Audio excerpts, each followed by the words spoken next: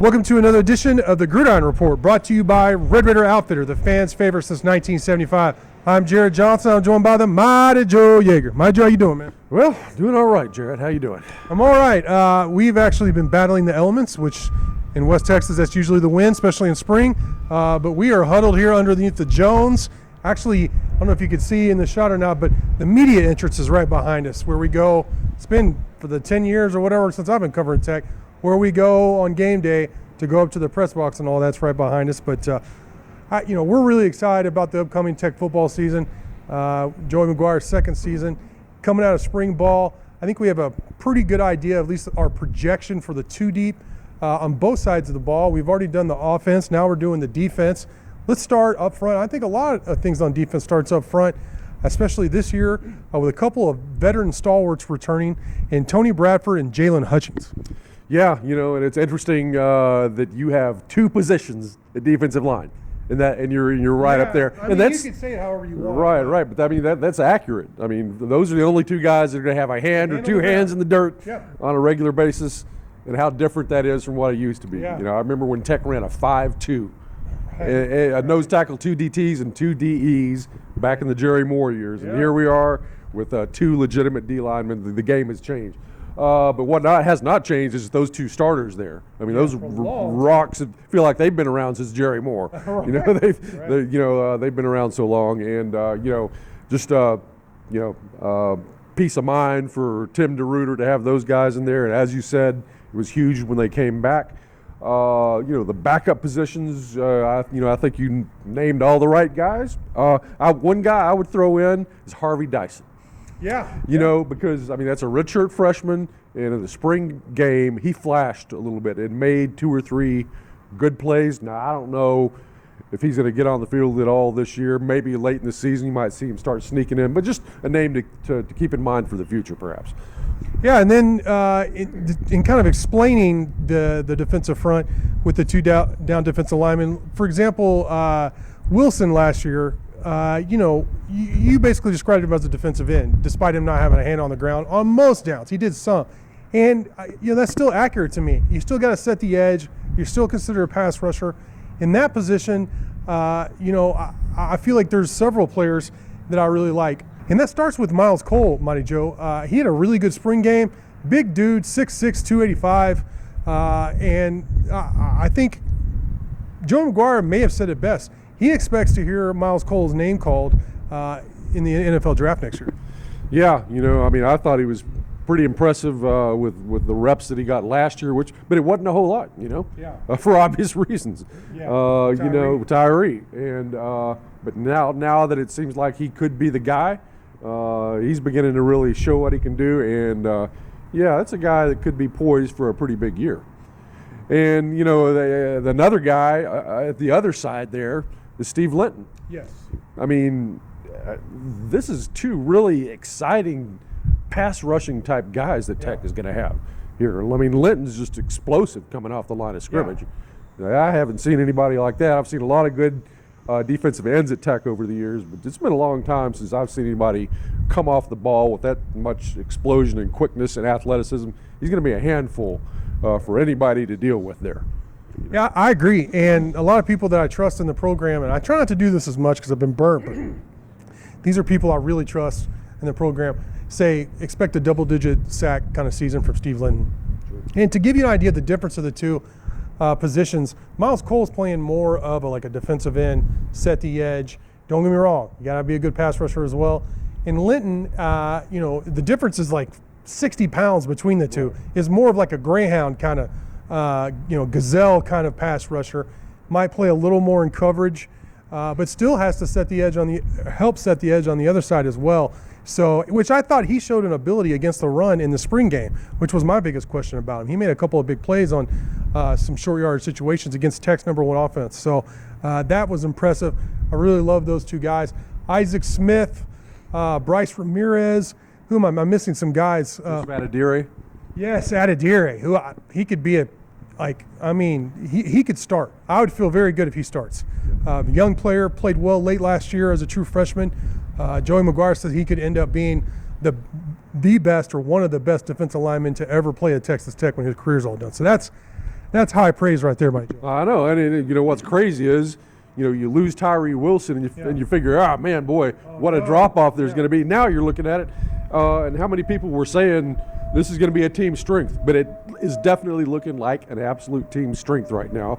That outside linebacker position, if you want to consider, you know, Tyree's old position to be an outside linebacker position, it's just, man, it's an embarrassment of riches there. Yeah, we don't. I don't know if we have enough time in this video to mention all of them, but Terrell Tillman, who transferred in from Oregon, is another guy. He's former high 3-star, borderline 4-star in there. And then, man, Dylan Spencer looked great as a true freshman this spring. 6'4", 245 pounds, 4-star guy who flipped from Texas. Don't let them tell you any differently. Texas tried to flip him back late, but Joey McGuire and his staff, they flipped him. They got Dylan Spencer. He looked great. He looks like a 4-star guy. So I don't know if he's going to see the field with all this depth, but again, I would feel good if he does, Monty Joe. You know, going into spring, one position I was looking for to be a potential weakness was inside linebacker, because, you know, I mean, losing Captain Krishan Merriweather, you know, I didn't know at the time, but Kosai Eldridge, your top 2 tacklers who had really good seasons, that seemed to be like you know, it could be a you know, a potential weakness next year. But they moved Josiah Pierre, who started at one of those outside linebacker positions opposite Tyree for most of the season, played really well late. Guy transferring from Florida a couple seasons ago. Inside, Jacob Rodriguez is expected to be there with him. Ty Matthews, both Jacob Rodriguez and Ty Matthews played meaningful snaps last year and played well. Ty Khanna is another guy to watch. Those 4 are really in the mix, and I think they, you know, I think they feel pretty good about inside linebacker at this point. Yeah. I mean, I feel pretty good too. You know, I know you're really high on Josiah Pierre, the way he played late in the season. Yeah, I feel the same way about Jacob Rodriguez. Yeah. He didn't get as many reps as Pierre did last year, and didn't play a great deal. But every time he was out there, he looked really, really good to me. And I'll tell you who he reminds me of is Mike Smith. Oh, good comparison. Who? Yeah, thank you. Yeah, you know, this is the guy who backed up Ray Lewis at Baltimore.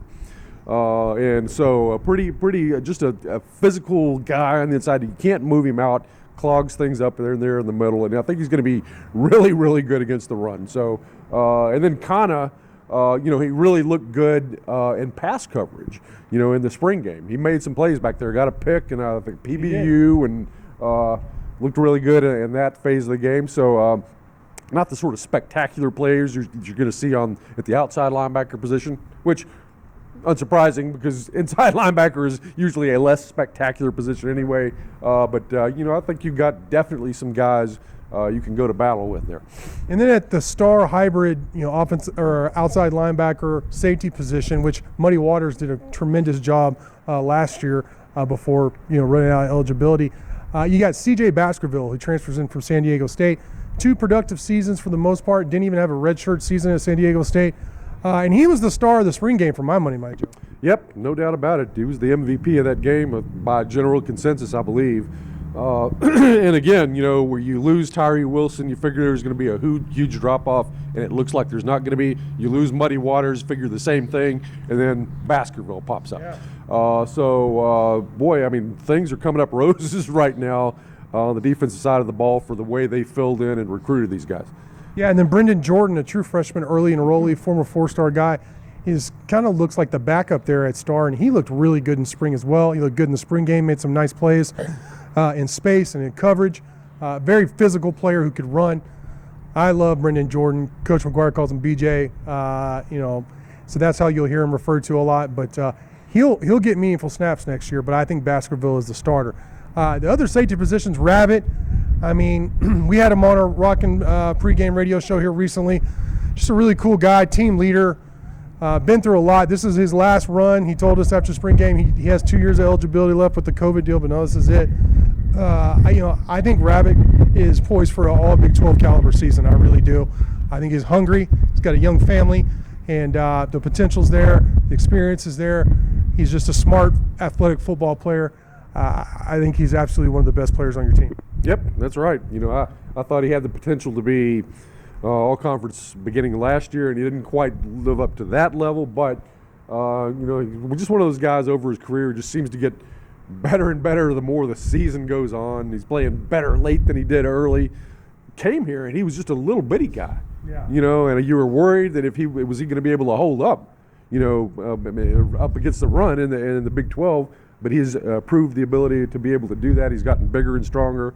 And, you know, another guy that potentially, you might sneak into a late round in the draft one of these days. I wouldn't rule it out, but a really good player. The other safety spot is a concern, mostly, injury concern, not ability. Tyler Owens is expected to be the starter, taking over for Reggie Pearson, Reggie Pearson made some big plays, don't get me wrong, but he could also be a liability in coverage. I think Owens improves in terms of in coverage and just overall ability. Bigger, faster, more athletic player, but he's got to be available, my Joe. Yeah, that's right. And, hear all the great things about him, and I don't doubt all the great things about him, but, we just haven't seen that much of him over, a consistent, long, prolonged period of time to know really what he can do. I mean, if he does measure up to the accolades that we're hearing about him, shoot, man, safety, the starting safety position looks great.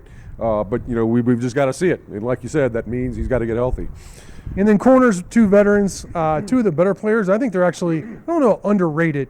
But Malik Dunlap, who was selected by the coaches, all Big 12 second team, I believe he either led or was second in the Big 12 in pass defenses. Is a really good player. And then on the other side, Rashad Williams. And they're remarkably similar, Monty Joe, in build and style and all that. Two veteran corners there on the outside. Yeah, I mean, that's just like Hutchings and Bradford on the inside. Yeah. Those two rock solid guys at corner. It's just going to make Texas Tech very difficult to throw against. I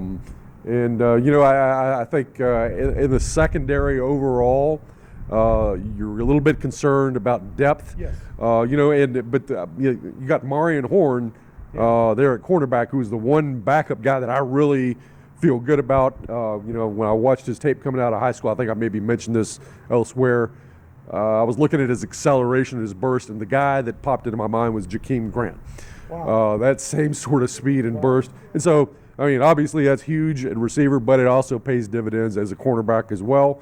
This is a guy who, if he does, you're going to need some guys to come in there and play some back snaps. These guys can't go. Oh, yeah. So Marion Horn is a guy that I would probably feel pretty good about. The backup safeties I would be a little bit concerned about. You don't want to get too many injuries back there.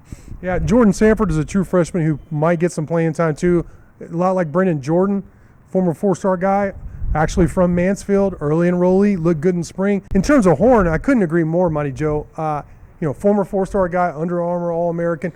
In the times I saw him in spring, he looked really good, picked off Shuck on a play that was really great where he came off his receiver, showed great anticipation, athleticism, ball skills, and all that.